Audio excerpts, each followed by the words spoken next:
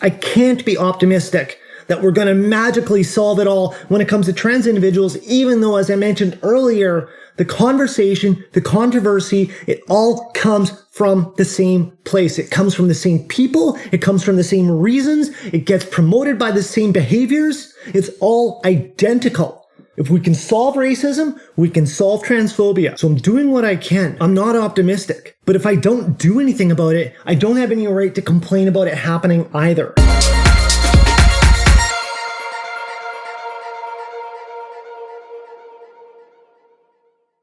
Hello, fellers and dwellers. Welcome to Dwell On It. This is a series where I, Taylor, answer your questions about my lived experience as a trans woman. If you're new to the channel, what this is just as I explained, people send questions to me by comments or by DMs. I put them down on note cards, throw them in a grab bag, and draw them out randomly to create a small episode out of it. So please make sure to include questions of your own if you'd like in those comments, in those DMs. And before every episode, I like to start them with a visual description as well. Oftentimes that helps in two ways I can think of off the top of my head.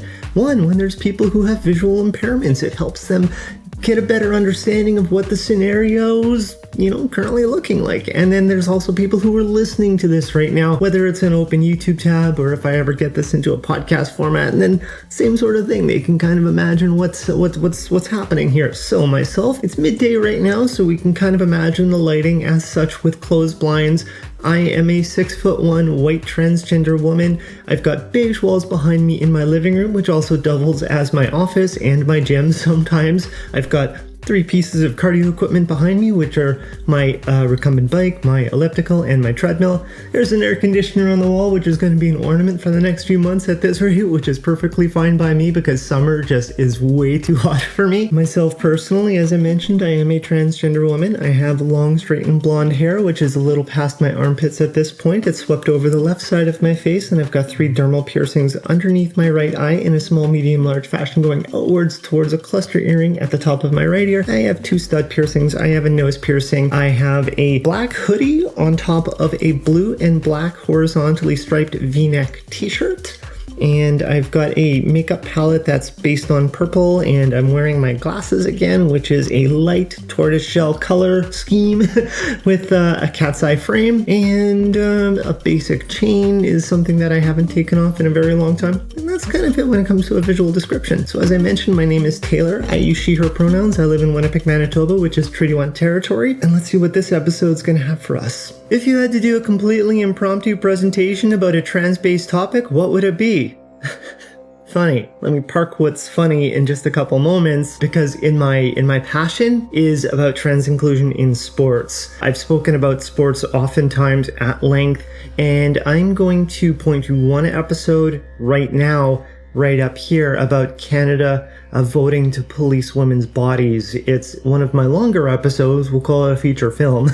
Definitely wasn't an impromptu presentation, but is absolutely the type of material that if someone was to ask me to just go off the cuff and explain something that is incredibly important to listen to, and also help debunk a lot of the misinformation, the lack of education by bigots and so on. It's all put together in there. And of course, that episode was longer than a presentation by the spirit of it, but if I had to do an impromptu TED Talk, it is 100% what is in my wheelhouse about trans inclusion in sports, how it's important, how it's beneficial, where the failures exist, why the failures are the failures, why the misinformation continues to happen, and what must get done to put an end to it. And on a note, there was another sports-based episode that has more material, not necessarily about the sports, but let's call it about the politicking behind sports, behind safe sports, which is also something that I could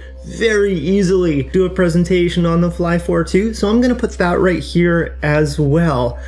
It actually is addressing something about Sport Manitoba and the pathway to safer sport, which is everything but a pathway and safer.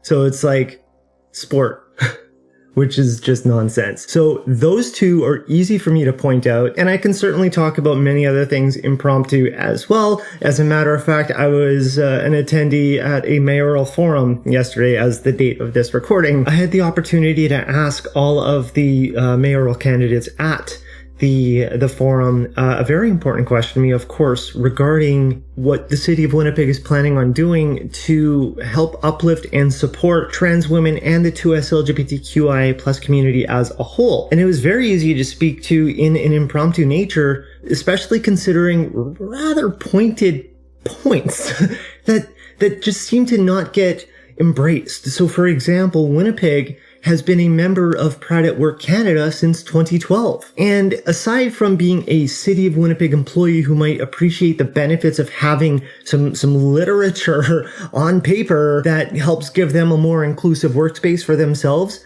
there's nothing happening in Winnipeg that says, hi, we're a safe place for people who are from marginalized communities. And that's not even counting the 2S LGBTQIA plus community at that point. It comes with no surprise that Winnipeg is severely underserving its Indigenous population. It is severely underserving people with disabilities, especially when you're looking at seasons like winter, when the sidewalks and many roads aren't accessible anymore, but they have become so low priority because fiscal reasons, but that doesn't make them valid reasons. And again, when it comes to the 2S LGBTQIA plus community, one thing that I pointed out as just a basic, solid example, when it comes to the city of Winnipeg, when it comes to hiring, employment, and so on their website, if you're applying for a job at the city of Winnipeg, they offer the opportunity for individuals to self-declare themselves of statuses that they would consider to be of special interest.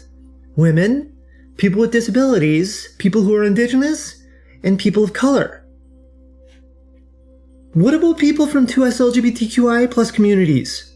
Right? And that's not even saying that's it for all the vulnerable communities out there, but in that sense, where is the acknowledgement of being a Pride at Work Canada member and not even applying it during the hiring process? And then I could expand on that further about how Winnipeg continues to overfund the police, who have no business in offering any sort of support for the 2S LGBTQI plus community. Because in another video, I may as well go on a linking spree here. This was from my Trans Awareness Week video, right at the very beginning of it, which is right here. Right at the very beginning of it was discussing violence and stats regarding police and trans individuals in Canada. So you want to be a Pride at Work Canada member, but you want to overfund the police who are clearly not interested in supporting the employee.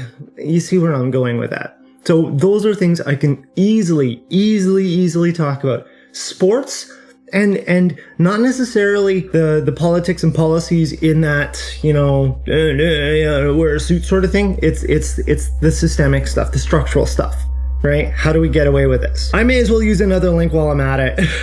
This right here in April, I challenged Winnipeg City Council about poor policymaking when it comes to business relationships with, the applicants and tenders and so on, and the very poor level of decision making or the integrity of decision making, which ultimately relied on, what was the word that they used? Deciding to align with organizations that are deemed reputable. But without having a definition of reputable, or without having any qualifiers to assure the vision and the interpretation of reputable is actually aligned with the best interests of the vulnerable people that the city is, making this affirmation of protecting, it's just words on paper. So again, take a look at that one. Coming out of the gate strong with a whole bunch of videos to link to other stuff. But again, that's a solid example when it comes to that presentation. I feel like after that question that I asked, I could follow up with so many follow-ups. Some good, some bad. I'll start with the good. There were some very positive responses from some of the candidates. Two that really stuck out to me were both Rana, and Rana especially for the funny way of not having much to say, which I interpret as a very positive thing. As in, Rana's like, yes, everything you said, let's make it happen. Instead of having more to add on top of it, more to, get all bureaucratic about or whatever, it's just like, yes, you are saying the exact same stuff that I've been saying in a different way because our language is intersectional. Because one of the things that I pointed out during the questions as well was all of these efforts that Winnipeg is making that is largely focused on, whether it's racial issues and so on, but you take those words Take all of those words, take the roots of racism and so on, and take all of those words that are countering these discriminations and just take out whatever the discrimination is and replace it with transgender, and it is the exact same need and the exact same effort. It's addressing the common problem, which is colonialism, which is fascism, right? And so on. So for Rana to just be like, yeah, all that, yes, please, was certainly memorable.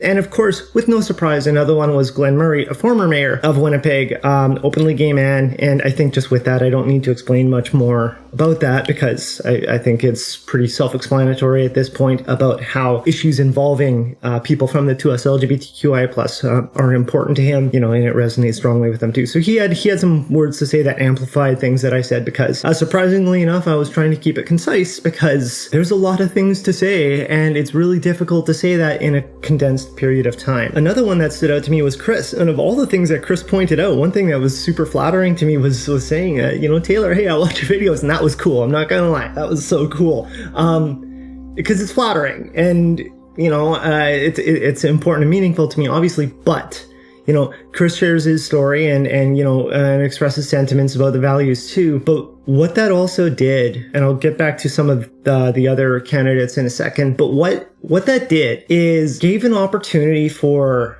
many parents there to actually come stop by and say hi after the questions were done. I did not expect as many parents as they did to come to me and say, I have a child who's trans. Thank you. There was at least one, because honestly, I kind of get overwhelmed in crowds of trying to remember all the who's, full disclosure.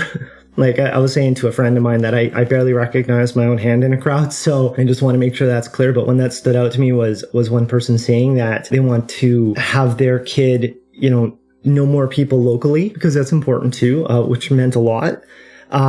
Just those stories. Right. And even just the very brief encounters from people to just say like, that meant so much. Thank you. And shows them that someone's out there fighting for the generation that their kids are growing into. And that meant a lot.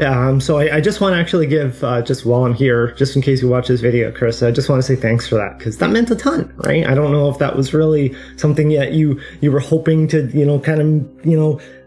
manifest in the universe by saying that, but one of the byproducts that came from that were plenty of parents coming by with gratitude after to say thanks for that, which was so cool. There was another individual who was mentioning about the need for decision makers, and obviously not just in Winnipeg, but everywhere, to recognize their privilege and check their privilege when it comes to decision making, which is obviously something that I've talked about numerous times before too. And the part that really stood out to me was something that really resonated with me, because of course, being a sports fan and being a baseball fan, a line that he said, and it meant a ton, thinking about it, I loved it, was that there are so many people who are already standing on third base, acting and thinking that they hit a triple. You're already there. Home plate is 90 feet away from you, and you showed up there, right? You didn't earn your way to third base. You showed up there for some other reason, but you're acting as if you did all the hard work to get yourself to third base. And so that was a line that really, really, really stood out to me, and I appreciated that. So that was super cool. And I'm not gonna lie, there was a lot of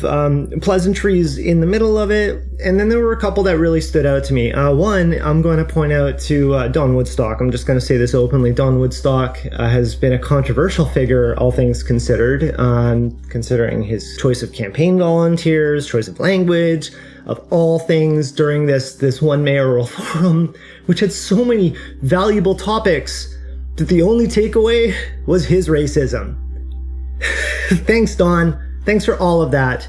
Thanks for derailing a quality effort by so many people with important things and reminding everybody that you're racist. So thanks. Totally unrelated to my question, but back to the point of my question, you get the pleasantries of, I never really thought about that, such and such. And he made an affirmation yesterday to update his website to include, some language, some information relating to whether it's trans individuals or gender inclusion or so on. And I've been looking, and it's still not there. So not only are you a racist, Don, you're also a liar.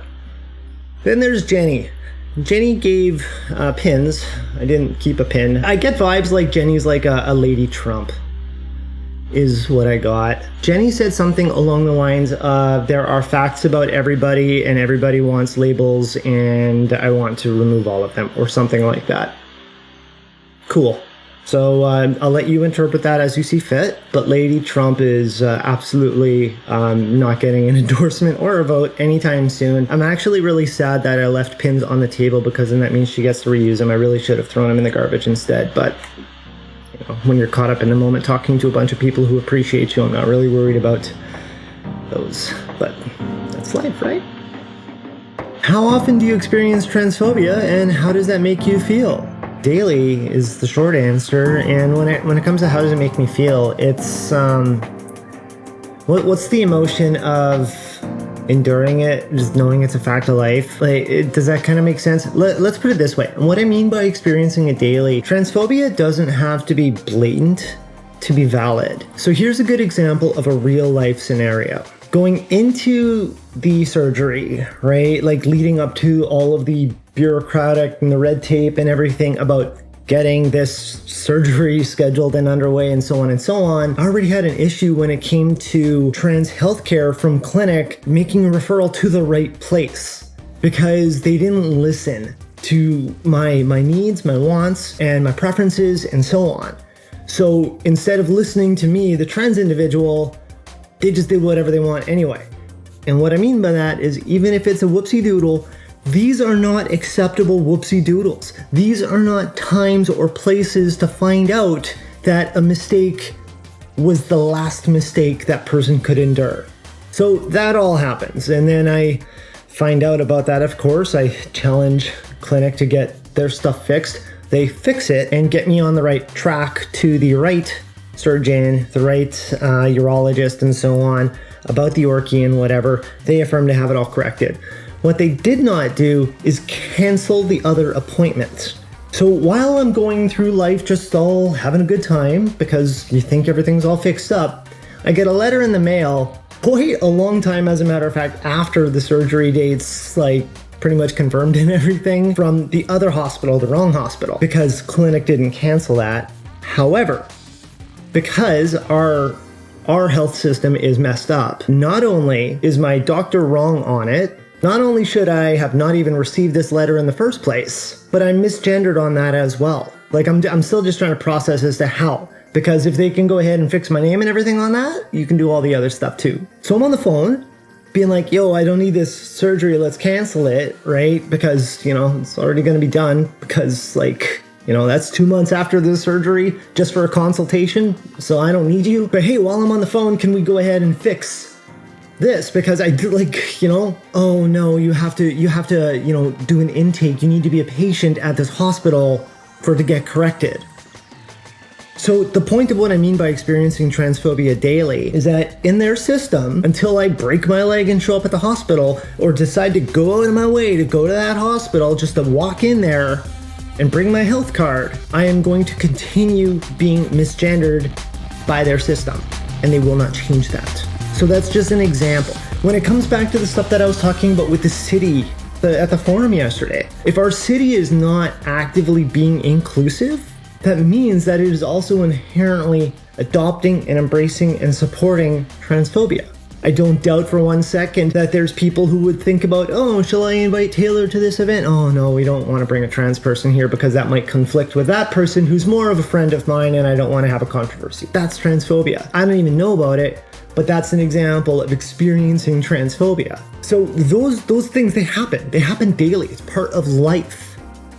I'm not saying it's good. I'm not saying acceptable. I don't know how I'm supposed to answer that otherwise. When it comes to how does it make me feel, like I said, I endure it. It's exhausting and frustrating because it's something that doesn't have a need to get endured, for sure. So all I do is I just try to use what I can offer to help create those changes, not just for me, but for the generations behind me, for the kids of those parents that stopped and, you know, said, hey, thanks for that, to work on making it so that they don't need to endure the same nonsense that I do. the same nonsense that I did, and the same nonsense that I will. I get inspired by seeing a systemic failure and knowing that change has the potential to happen. So address it and just try to hopefully see it through. How else am I supposed to feel? You can't love it, and I'm not gonna let it drag me down. Is there anything that changes about you between your public and private life? Yeah, my clothes. If I don't need to be anywhere, it's jammy time. That's kind of about it, though. I don't really have a different mode or whatever, a different type of vibe or of a presentation or what have you. Either I'm comfy and I'm just getting stuff done, whether it's for work or like my own work or whatever, or I'm more presentable and being more presentable. But if I have an opinion, the opinion gets shared the same way. If I have thoughts, if I have feelings, same thing. There's not different versions depending on the who's and the what's and the where's. It literally is a difference between, have I put myself together or not? Is pretty much it that really changes. What is one thing you wish you could convince everyone to understand? Oh, geez, like that's lots.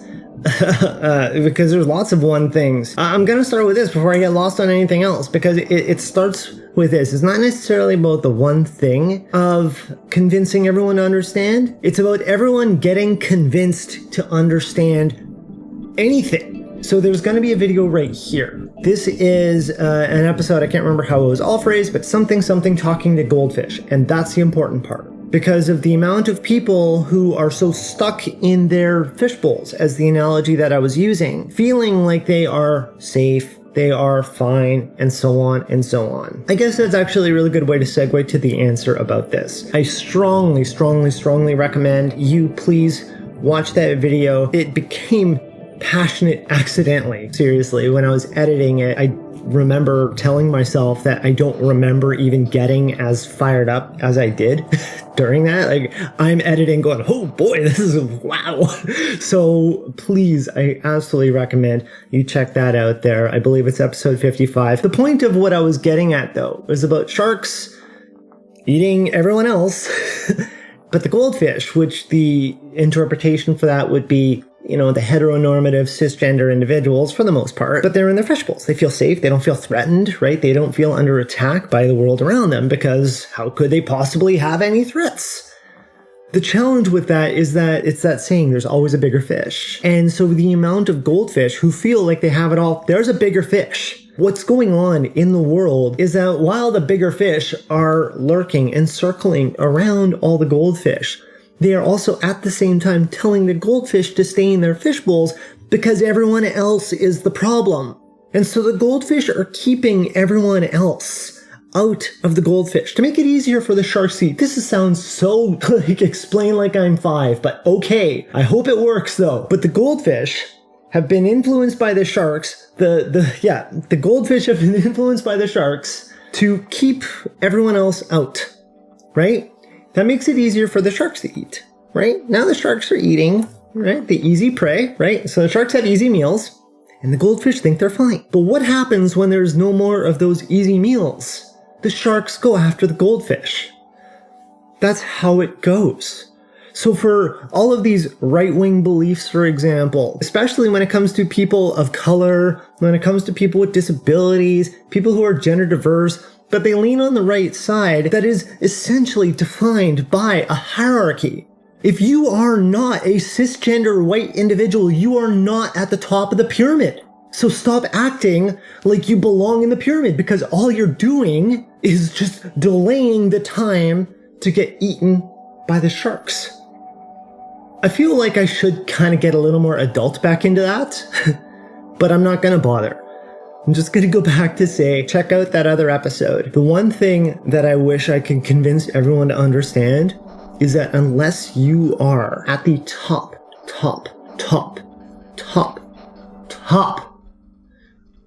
the world's decision makers, you will get eaten by the sharks. Do you think the controversy about trans people will end during your lifetime? Nope, definitely not. I'm 41, so my lifetime is, I still have, on paper, lots of life left in front of me. But also at the same time, considering our social climate,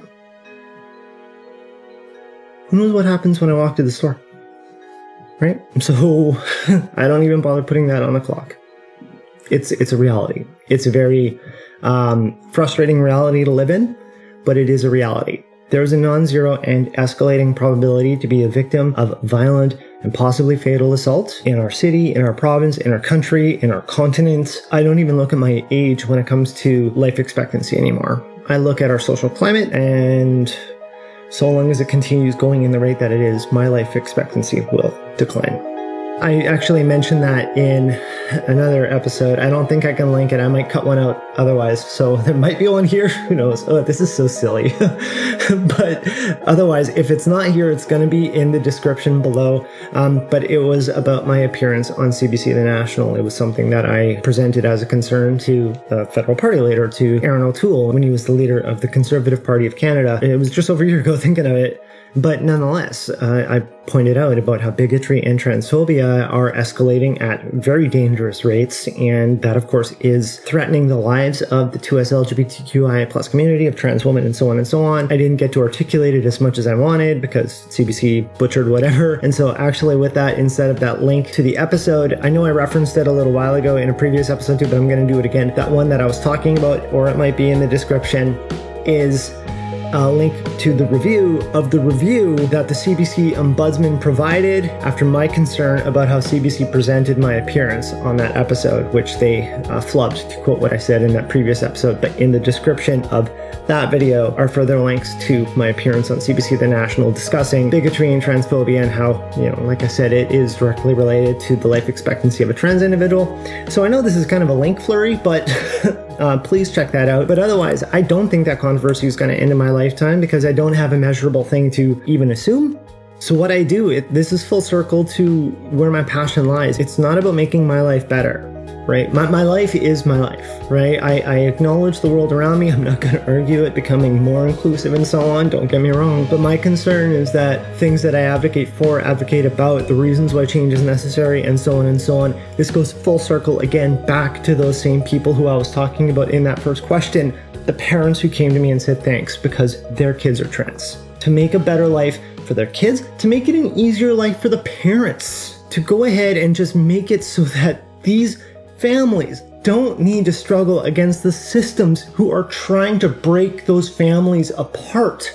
And if not break the families apart at the nucleus, but to break them apart from everyone else, to break them apart from their siblings or their extended families that aren't accepting or inclusive, from their schools, from their sporting teams, and so on.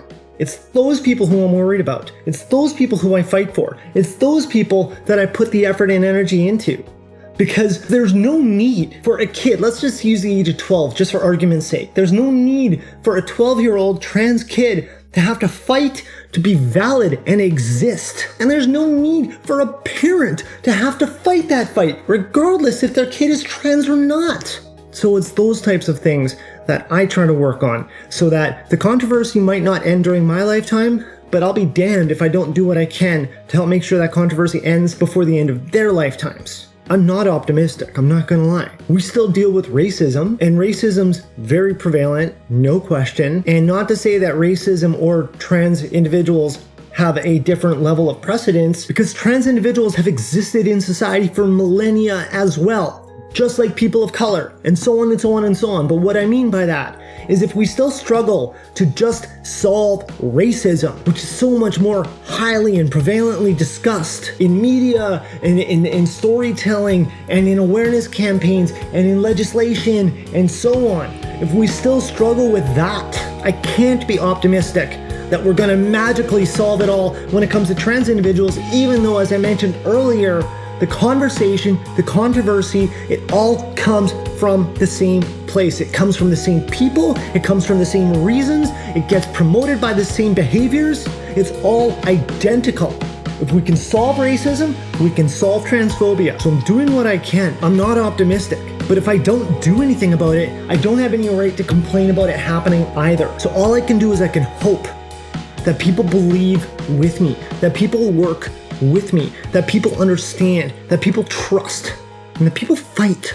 So that those parents of trans kids don't have to worry about the health, mental health, well-being, safety, belonging, inclusion of their kid, regardless if they're trans, regardless if they're people of color, regardless if they're newcomers to Canada, regardless if they've got disabilities, regardless. Those are things that kids should never have to experience. And so long as cities, provinces, countries, nations, federations, whatever, continue to politicize race, continue to politicize gender, continue to politicize people's abilities, and so on, the sharks will continue to feed. So let's wrap up on that note. If you enjoyed the content, please make sure to hit the like button. And of course, please make sure to subscribe if you haven't yet so that you can stay up to speed with new episodes as they get uploaded. And also, if you want to have questions of your own get answered in a future episode, please comments, DMs, send them my way. I put them in a grab bag off of a note card, and then we'll draw them out later. Please make sure to hit the share button as well. And what that does is it helps make sure that people who are important to you get to see this message too. In the description is a link hosted by New Mode, and what that is a call to action to the political leaders in your area, in the postal code essentially, to incentivize the companies, the businesses, and the organizations in that area to optimize their CSRs, their corporate social responsibilities. And what that is about making sure their social and ethical standards are raised as high as possible to uplift and support, of course, the 2S LGBTQIA plus community in the area, and of course all the other benefits too that come with being good corporate neighbors. It takes 14 seconds to do, give or take, in a browser. Name, email address, postal code,